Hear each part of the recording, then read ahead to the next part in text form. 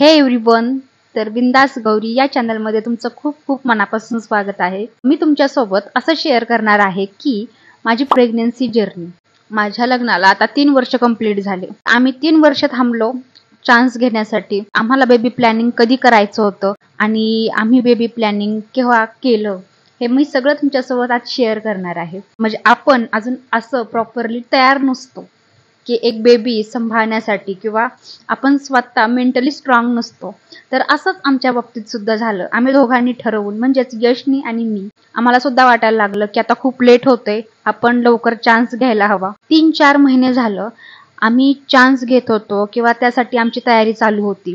जवळपास आम्ही 3-4 महिने ट्राय केलं। मॅडमने आम्हाला सोनोग्राफी करायला लावली। 2 महिने आम्ही असं ट्राय केलं। खूप म्हणजे एक्साइटमेंट असायची। आम्ही चेक केलं की पॉझिटिव्ह येईल। यश पण तेवढाच उत्साही, हो आता पॉझिटिव्ह येईल। म्हणजे मी बाहेर आली की त्याला किट दाखवली की त्याला असं वाटायचं नाही आता पॉझिटिव्ह येणार। 3 महिने झाले कंप्लीट, त्याला निगेटिव्हच येत होतं। आम्ही खूप नाराज होतो। 3ऱ्या मंथ मध्ये आम्ही ठरवलं आता आपण चेक नाही करायचं, काय असेल ते मॅडम पाशी जाऊनच आपण चेक करायचं, घरी चेक करायचं नाही। मग तो दिवस आला। मॅडमने सांगितलं की ह्या डेट दिवशी तुम्ही हॉस्पिटलमध्ये या। मग आम्ही त्या दिवशी हॉस्पिटलमध्ये गेलो। आम्हाला सुद्धा एक्साइटमेंट झाली होती की यार काय होईल। नेमका त्या दिवशी गुरुवार होता। स्वामींना म्हटलं, स्वामी म्हणजे आम्ही आज हॉस्पिटलमध्ये चाललोय, प्लीज ह्या वेळेस तरी पॉझिटिव्ह येऊ द्या। नंतरून आम्ही हॉस्पिटलमध्ये गेलो। आय थिंक 10-11 वाजले होते। मॅडमनी सांगितलं की किट घ्या आणि चेक करा। तर मी चेक केलं, मॅडम पाशी आले। त्या नर्स होत्या, नर्सनी मॅडम पाशी दिलं। मी किती वेळ झालं आतमध्येच थांबले होते। यशला म्हटलं तू आतमध्ये येऊ नकोस, तू बाहेरच थांब, तुला मी सांगते काय असेल ते आल्यावरती बाहेर। मॅडमनी मला किट दाखवलं। मॅडम बोलल्या पॉझिटिव्ह। इतकी खुश झाले, मला माझ्यावरती म्हणजे मला विश्वास बसत नव्हता। तर मग 3-4 महिने असंच चाललं होतं, निगेटिव्हच येत होतं। अचानक असं पॉझिटिव्ह आलं ते मला विश्वास बसत नव्हता। नंतरून यश बाहेर बसलेला होता, त्याला मी दारू फोन करून बोलवलं। त्याला बोलले की पॉझिटिव्ह आलंय।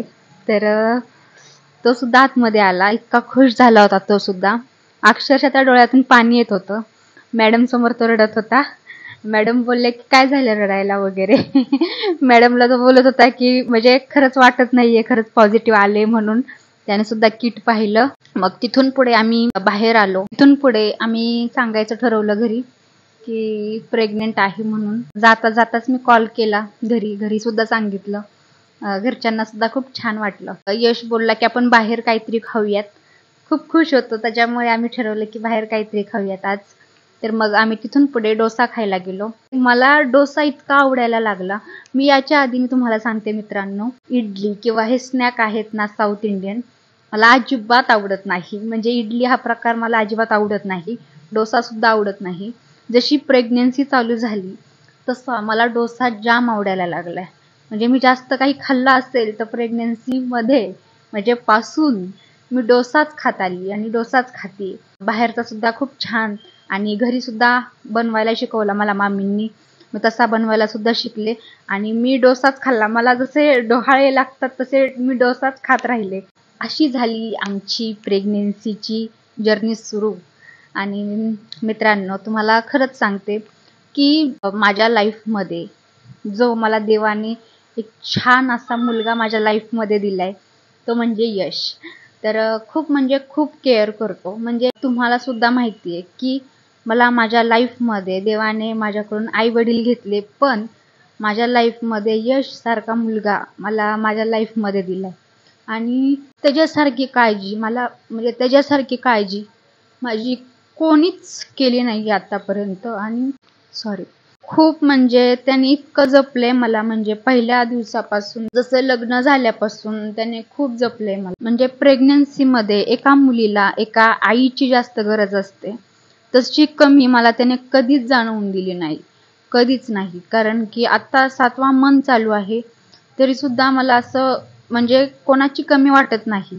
तो माझ्या लाईफमध्ये आहे खरंच, पण त्याच्यावरती जितकं बोलावं तितकं कमीच आहे। खूप छान आहे तो। आता मला 7वा मंथ चालू आहे। आता याच्यानंतरचा ब्लॉग येईल तो म्हणजे की 7व्या मंथ मधली सोनोग्राफी। ती सुद्धा मी तुमच्यासोबत नक्की शेअर करेल. अशी होती माझी प्रेग्नन्सीची जर्नी. आता खूप म्हणजे आता राहिलेला आहे 8वा-9वा महिना, तर ती सुद्धा जर्नी तुम्हाला पाहायलाच भेटेल आजच्या व्लॉगमध्ये, आजच्या व्हिडिओमध्ये. बस इतकंच. तर भेटूयात पुन्हा दुसऱ्या व्लॉगमध्ये. तोपर्यंत तुम्ही सुद्धा काळजी घ्या.